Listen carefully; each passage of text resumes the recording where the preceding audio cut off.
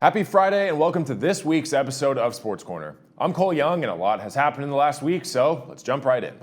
Starting in the NFL, yet again, we saw some major upsets in Week 6. Starting out on Thursday night, Cam Skattebo ran for 3 touchdowns, Jackson Dart had 1 rushing and another passing, and the New York Giants beat the Philadelphia Eagles 34-17, handing the Eagles their second consecutive loss. On Sunday morning, we saw some wild finishes. When the dust settled, Rico Dowdle went over 200 total yards for the second straight week, and rookie Ryan Fitzgerald kicked a 33-yard field goal as time expired, and the Carolina Panthers upset the Dallas Cowboys 30-27. Later in the afternoon, Patrick Mahomes threw for 257 yards and 3 touchdowns, scrambled for another score, and led Kansas City to a shocking 30-17 victory over the Detroit Lions. The Chiefs entered into this game with just a 2-3 record, but they seem to be getting back on track.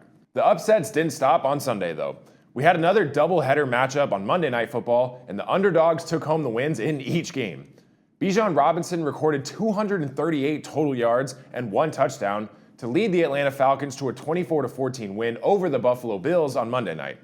Then, just about an hour later, Jaden Daniels would fumble on the potential game-ending play for the Washington Commanders, and the Chicago Bears would recover, drive down the field to score a field goal as time expired, and the Bears walked out of Landover, Maryland with a 25-24 win. After this week, it's become clear that there are no true dominant number 1 teams in the NFL this season. The Colts, Bucks, Steelers, and Packers all only have 1 loss so far.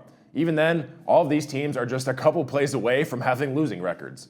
Like I said last week though, we're only 1/3 of the way through the season, so a lot can, and will, change in the next 12 weeks. I had another 3-1 week last week, bringing me to 16-4 on the season. Let's see if this week I can get back to my undefeated 4-0 ways. For Week 7, I'll go with the Patriots to continue their hot streak with a win over the Titans, the Chiefs to dominate the division rival Raiders, the Panthers to keep pounding with a win against the winless Jets, and my upset pick of the week, the Colts over the Chargers. I'm starting to sound like a broken record, but Week 7 of college football also brought some wild upsets as well. Number 7 Indiana defeated number 3 Oregon 30-20. Unranked Texas got back on track with a 23-6 win in the Red River rivalry game with number 6 Oklahoma. Unranked USC hosted number 15 Michigan and beat them by 18. Utah dominated number 21 ASU 42-10. Colorado shocked number 22 Iowa State 24-17. And the biggest shock of them all, Penn State lost their 3rd straight game, this time falling short 22-21 to Northwestern. Less than a year removed from an appearance in the college football playoff semifinals, Penn State has fired coach James Franklin after 12 seasons, the school announced on Sunday. Franklin is owed more than $49 million according to his contract. It's the 2nd biggest buyout in college football history, behind only Jimbo Fisher's $76 million buyout from Texas A&M.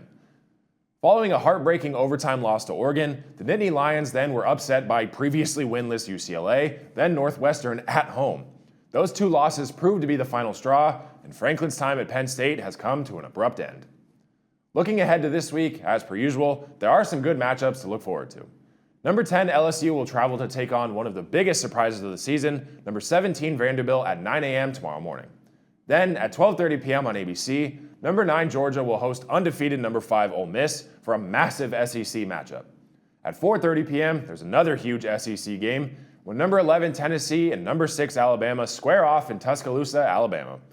Also at 4:30 p.m., we get to watch a massive rivalry game for one of our hometown teams when number 20 USC travels to South Bend, Indiana, looking to upset number 13 Notre Dame. There are plenty of other crucial games this weekend as we slowly creep towards the college football playoffs, so every game from here on out will have massive implications. The WNBA season has officially come to a close. The Las Vegas Aces swept the Phoenix Mercury in the WNBA Finals on Friday to win their 3rd title in just 4 years.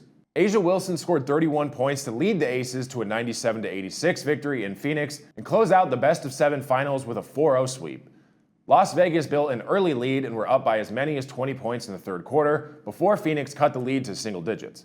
But the Aces held on to cement their status as the league's next dynasty. Through the playoffs and the finals MVP Asia Wilson scored a whopping 322 points, along with 9 rebounds, 4 assists, 2 steals, and 3 blocks. She also became the first player in league history to win the championship and be named regular season MVP, Defensive Player of the Year, and Finals MVP in the same season. Wilson's season and postseason will go down as one of the greatest and most dominant across all sports. While they aren't over just yet, we're rapidly approaching the end of the MLB playoffs. Before we get caught up on the championship series, I have to recap the absolutely wild ways the divisional series ended. Last week in the NL, we left off with the Dodgers defeating the Phillies to move on to the NLCS, while the Cubs and Brewers were headed to Game 5. The Brewers then beat the rival Chicago Cubs 3-1 in the decisive fifth game of their NL divisional series on Saturday to move on to the Final Four and face the Dodgers. In the American League, I'd mentioned that the Toronto Blue Jays had just eliminated the New York Yankees, while the Seattle Mariners and Detroit Tigers were headed to Game 5. That series-deciding game ended up being one of the most incredible games I have ever witnessed. In the bottom of the 15th inning, yes, 15 whole innings, the stage was set. For Seattle, J.P. Crawford hit a leadoff single, Randy Arozarena was hit by a pitch, and Julio Rodriguez was intentionally walked. So, with the bases loaded, 1 out, score tied 2-2, Jorge Polanco stepped to the plate. With a full count, Polanco swung at an 87-mile-per-hour changeup and hit the game-ending single in the 15th inning, and the Mariners advanced to the AL Championship for the first time since 2001 by outlasting the Tigers for a 3-2 victory Friday night in the longest winner-take-all postseason game in baseball history. It truly was one of those moments that you instantly know will go down in sports history as one of the greatest and most memorable wins. Now that we're up to speed, the championship series are underway. In the first 2 games of the ALCS, the underdog Mariners continued their hot streak, beating the Blue Jays 3-1 and 10-3. In Game 3 on Wednesday, the Blue Jays struck back. Vladimir Guerrero Jr. went an astonishing 4-for-4, and Toronto hit 5 home runs in a dominant 13-4 win over the Mariners, bringing the series to 2-1. Game 4 was last night, and the Blue Jays have made it 2 straight wins, evening the series at 2-2 and forcing at least a Game 6. Game 5 will be today at 3 p.m., and Game 6 will be on Sunday. In Game 1 of the NLCS, the LA Dodgers got on the board first, taking down the Milwaukee Brewers 2-1.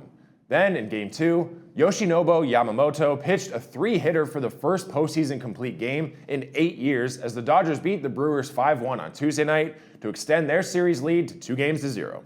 Game 3 of this series was last night, and the Dodgers are now only 1 game away from completing the sweep after taking a 3-0 series lead. Game 4 of this matchup between the Brewers and Dodgers will be tonight at 5:30 p.m., and Game 5 will be tomorrow at 5 p.m. if necessary. With all of that said, enjoy all of the football, baseball, hockey, preseason NBA, and so much more that this weekend has to offer.